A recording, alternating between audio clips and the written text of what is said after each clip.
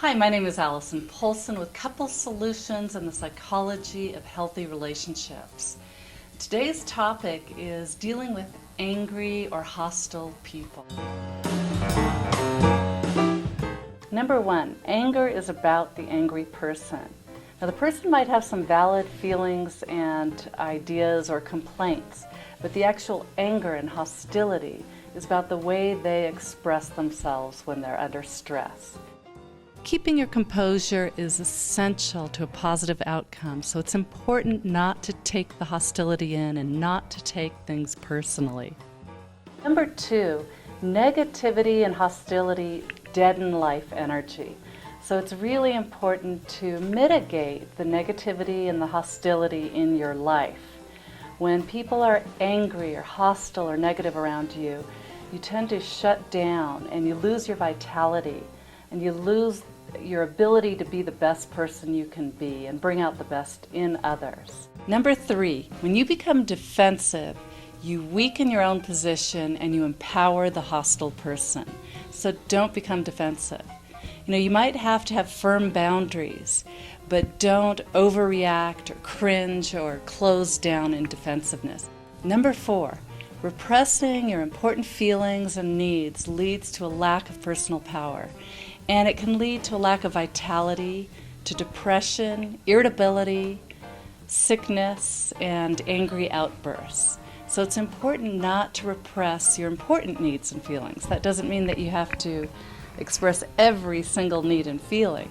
Number five, attacking back causes somebody to become defensive, which causes a lot of pain, it's ineffective, and it's unproductive. So try to avoid name-calling, a negative tone of voice, a hostile demeanor, sarcasm, criticism, all sorts of exaggeration and hostility yourself. People often say, I was just trying to be funny. If the other person doesn't think it's funny, it's not funny. Remain calm. Sometimes if somebody is just slightly disrespectful, you can just say, excuse me, and that's enough to get them to think again and maybe say please or be a little bit more polite. But if somebody's being hostile and you're feeling heated and defensive, often you have to postpone dealing with the problem. And it's best to say, I need to be calm to discuss this. I feel really defensive right now.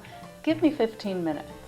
It's really helpful, if you can, to learn to see the vulnerability beneath the other person's anger.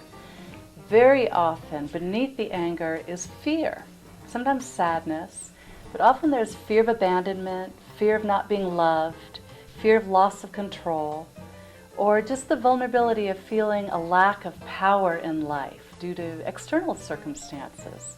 So anger often is the protective way, the tough way that a person compensates for their vulnerable feelings.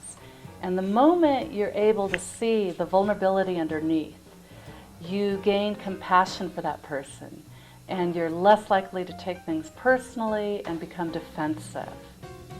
It's hard to do, though.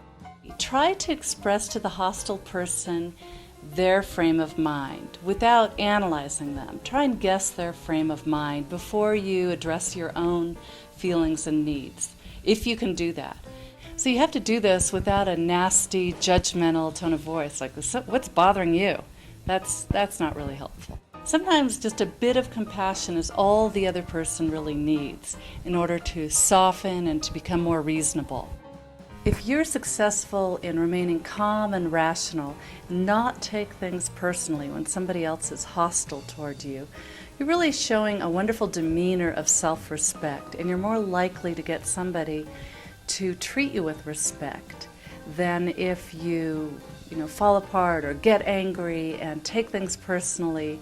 So given these keys, it's clear that you want to mitigate negativity and hostility in your life. And yet you can't do so just by appeasing people and becoming a doormat. It's important to be able to speak up without escalating the anger and hostility. And finally, if somebody is hostile and negative on an ongoing basis, you have to figure out how you can limit that relationship or eliminate it in your life.